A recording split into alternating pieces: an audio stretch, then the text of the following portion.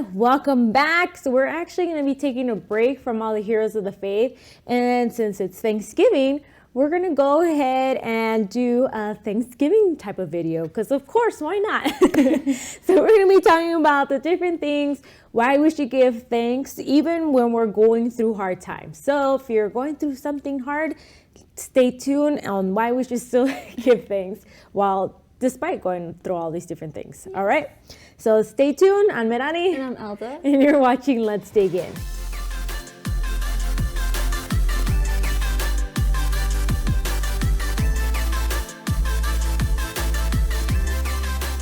Okay, since it's Thanksgiving, so of course we want to talk about giving thanks to God or giving thanks in general. So of course, wanting to make sure it's based on the Bible, we want to talk about the different situations in the Bible where people are shown giving thanks despite their circumstances. So let's go ahead with our first example, which is Habakkuk. And we go to Habakkuk 3. So during this time in Habakkuk's era, I guess if you want to call it that, time. In this time in his life. Right. Basically, the Babylonians came in and made havoc and destroyed everything of the Israelites.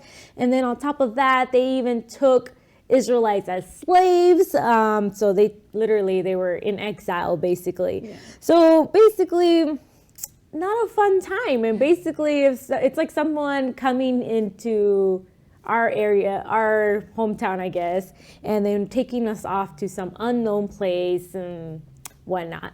I don't think it would be a very situation where we would want to give thanks. Exactly. But something we noticed here is that in verses, so we're in Habakkuk 3, so verses 17 and 18, it says, Though the fig tree should not blossom, nor the fruit be on the vines, the produce of the olive fail, and the fields yield no food, the flock be cut off from the fold, and there be no herds in the stalls, yet I will rejoice in the Lord, I will take joy in the God of my salvation.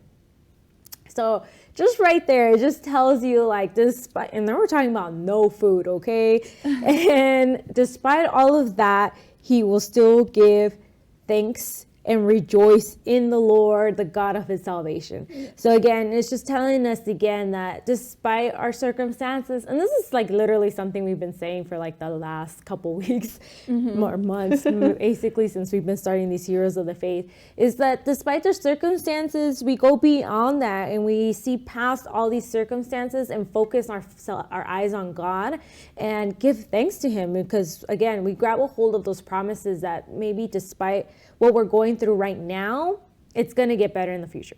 Yeah, I think it's even despite like your feelings, because I know a lot of the time people aren't, this time of year, I know you've had a hard year, you know, it's been a hard couple years, and around this time, honestly, I wasn't feeling very thankful last year, you know, and I'm sure you're not really in the mood either, but I think it's despite in those feelings, despite those circumstances, those hardships that you've had through the year, you need to remember that God is still with you, that he still has a purpose for you, and that you should still be thanking him for what you do have. Exactly. And yeah, because we do know, again, grabbing a hold of his promises that all things work for good. So knowing all of this is why we continue. All right. Another example, we'll go into more reasons too, but another example is David, and his is found in Psalms 57. Granted, a lot of the Psalms are like this, but we're going to focus on Psalms 57 because this one, it's estimated this is the time where David was fleeing from King Saul. This is where he wanted to kill him, and he was fleeing into a cave. So let's go ahead. This is his prayer. So we're going to go ahead and read part of his prayer. So again, Psalms 57. This is verses 1 and 2. Be merciful to me, O God, be merciful to me. For in you my soul takes refuge. In the shadow of your wings I will take refuge. Till the storms of destruction pass by, I cry out to the God Most High, to God who fulfills his purpose for me. Again, so right here, he's just crying out to God and just knowing that like until everything passes, we have that promise that we can rely on God and, you know, just be in this little comfort area. Yes. Yeah, like in the shadow of your wings. Again, it's just being like next to God and just leaning on him. Mm-hmm. And then if we skip to verses 4 and 6, it describes a little bit of what he's going through. And it says, my soul is in the midst of lions. I lie down amid fiery beasts, the children of man, whose teeth are snares and arrows, whose tongues are sharp swords. They set a net for my steps. My soul was bowed down. They dug a pit in my way. Again, all these different things that were going at him. Again, people were trying to kill him during this time. But then it finishes in verses 5 and 11. It mentions, despite his dire situation. Notice what he says here. Be exalted, O God, above the heavens. Let your glory be over all the earth. Again, giving thanks to God and just rejoicing in God. Again, and he has every excuse here. Like, people were trying to kill him, but he still rejoiced in the Lord and gave God thanks. Yeah, I feel like this is also such a good example of when we are in those good times, we're loud. Like, I'm so thankful for this. Like, God gave me this. And literally, he's being hunted down. Like, people are after him. And he's like, your name be exalted, Lord. Like, even in his hardships where he could have been cursing at him and complaining, like, oh, you did this to me. You did this to me. You brought all this wrongfulness onto me. He was still like, your name be exalted.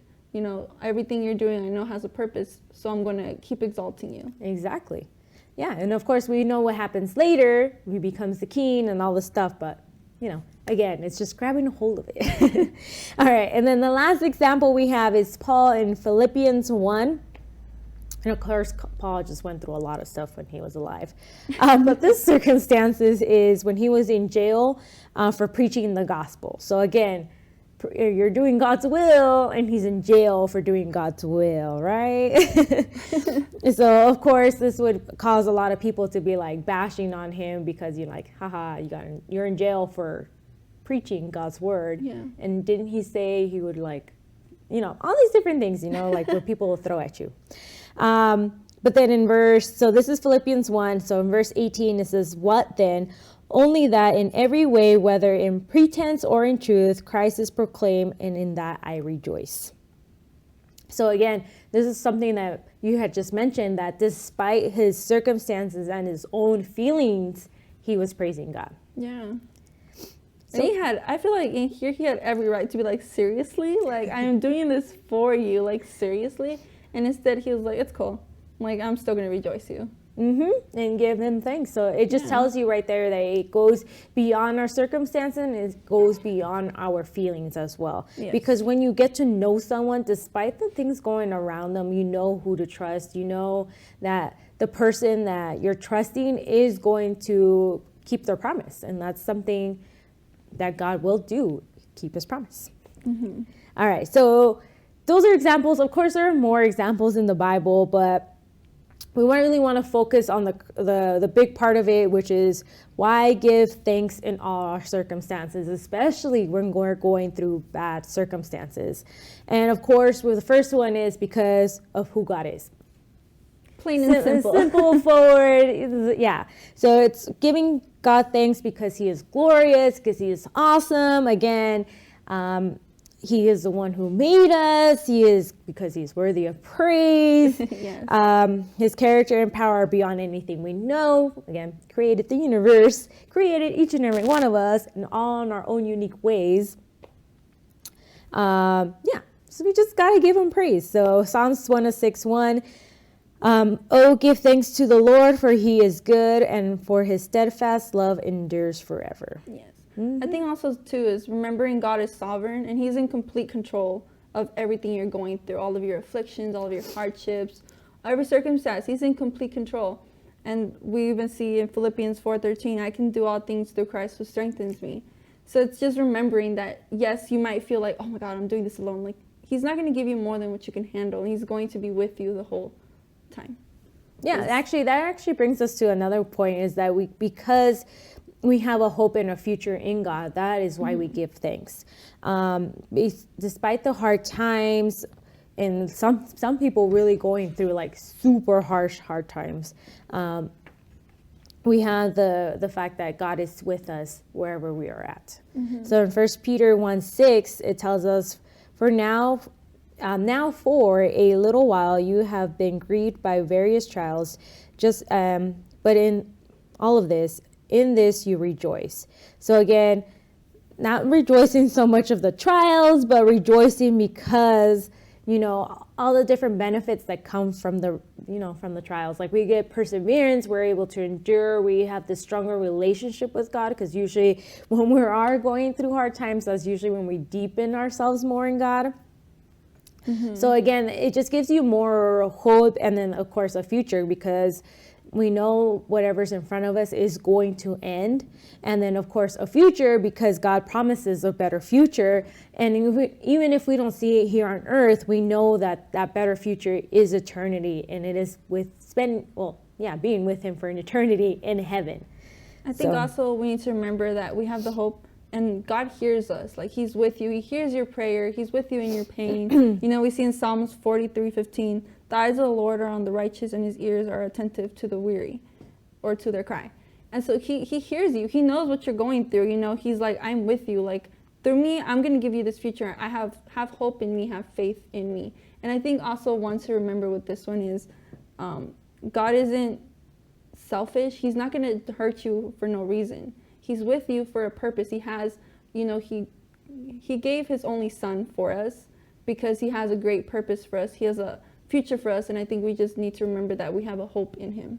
Yeah, exactly. And then that also leads us to the other thing where, because God gives us strength to do all things as well. That's why we give him strength, because our flesh is weak. Unfortunately, we are human. We are susceptible. Wow, I can't even say it anymore. Okay, we are prone to sin. There we go. I was just thinking, another word, please. Which, of course, brings about suffering and despair.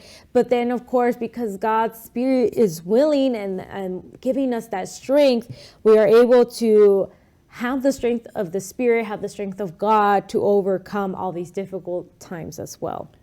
So in Habakkuk, again, we just mentioned earlier, 3:19, they're rejoicing in difficult times. And it says, God, the Lord is my strength. He makes my feet like the deer's.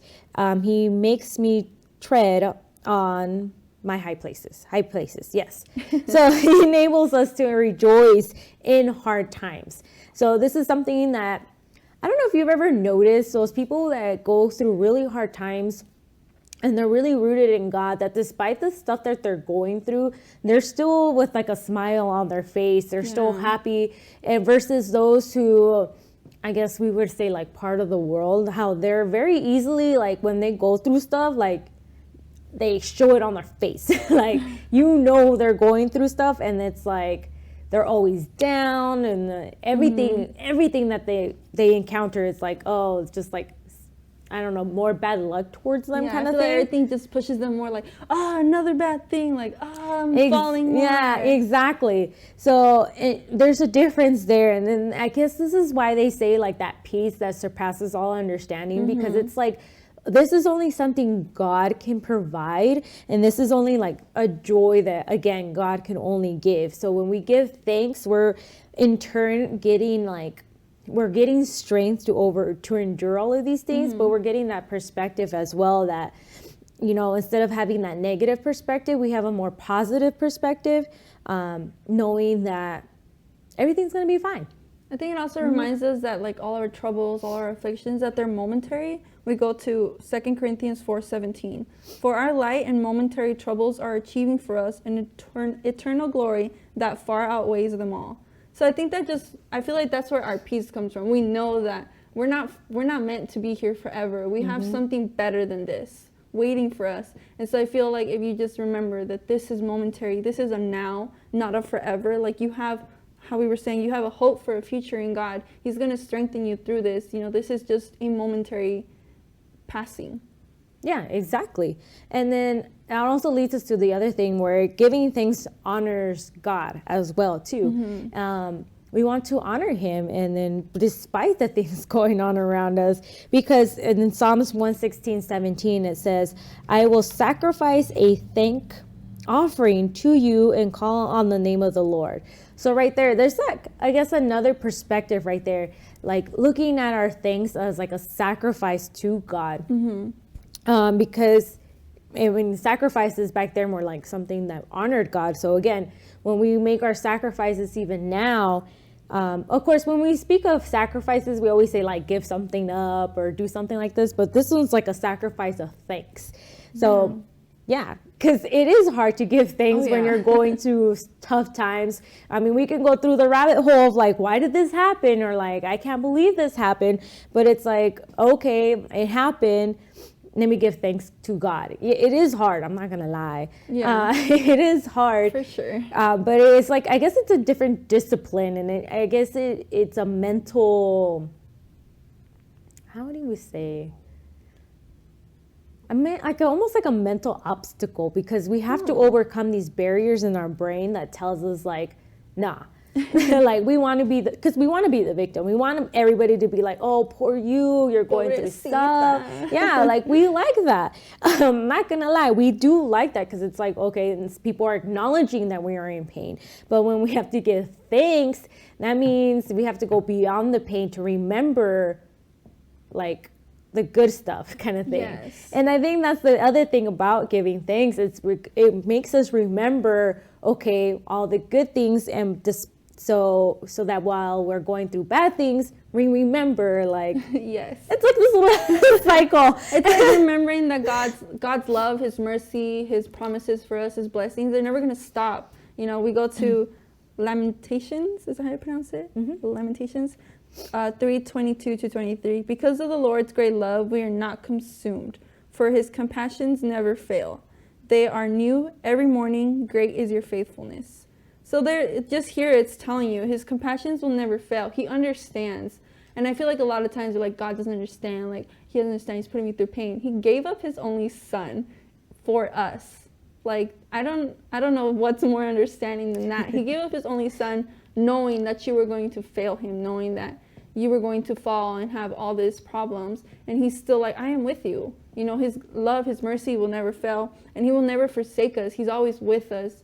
And I think just remembering that He does know what we're going through, and He's still thankful for us, and He's still willing to have us, that we should just be even more grateful and thankful for Him. Yeah, exactly. And then also kind of shifts our focus as well, because rather than looking at our sorrows and, you know, our distresses, giving thanks gives us the ability to turn our focus towards God. And to glorify His name above all the circumstances as well. This is just different perspective. And this is, again, why we say like those who have deep roots with God have a different, like, an appearance to them, like a different character to them, versus those who don't and they just like mope around. It's a different thing too.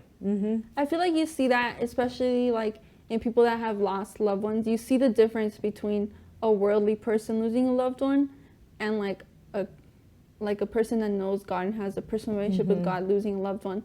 Like this person, you know, the world person's like, everything's lost, like I'll never see them again. And then I feel like the godly person's more like, this is just a goodbye for now. That's always what we say at church. It's a goodbye for now.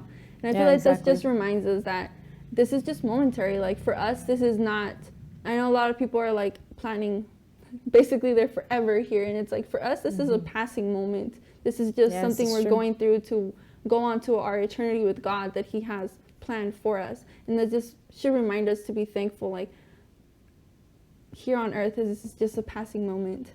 Yeah, exactly. And then, of course, giving thanks, because it is a passing moment, we don't want to focus on it so much. So then, of course, giving thanks chases away all those anxieties that we get built up, and like society kind of pushes on us as well.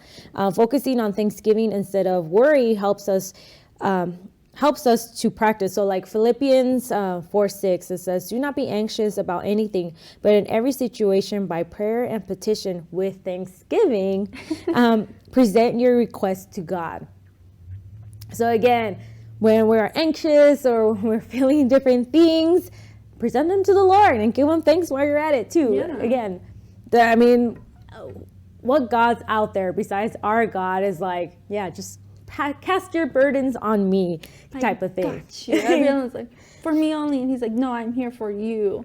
And I think also to remember is the great promise we have is someday Jesus is going to come for us. And, you know, we read in Revelations 21:4, he will wipe every tear from their eyes. There will be no more death, or mourning or crying or pain, for the old order of things has passed away. So we need to know and remember that we're thankful for the now, and we're thankful that this isn't forever, that there is, you know, something after this. This is not just we're stuck here and that's it. So we have an eternity still to look forward to. Yeah, which is also a thing, like it brings victory into our lives because we know like there's a better future, or we know we're going to overcome. That already, again, that shifts our perspective. I'm going to keep saying that a lot. I'm sorry. In Deuteronomy 20,